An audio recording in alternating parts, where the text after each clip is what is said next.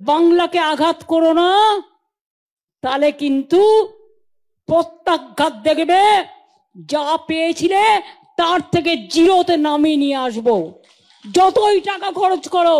আমি কাউকে আঘাত করে বলছি না, একটা প্রবাদ বলছি। বাবু চলে বাজার তো কে চলে হাজার? বাবু চলে বাজার। বাদ বাকিটা আপনারা মনে মনে জেনে নিন সবাই, সেই জন্য আমি আর বললাম না। বলি, সারা দেশটাকেই তো দখল করেছো, বাংলাটাকেও দখল করতে চাও, কারণ বাংলার মাটি একমাত্র তোমাদের চেনে, আর কেউ চেনে না। তোমাদের ভোটাররাই আমাদের ভোট দিয়ে জিতিয়ে দেবে। তুমি ভাবছো তোমার কেনা, তোমার চেনা, তোমার টাকা, ওটা টাকা মাটি, মাটি টাকা হয়ে যাবে, রামকৃষ্ণ পরমহংসদেবের কথায়।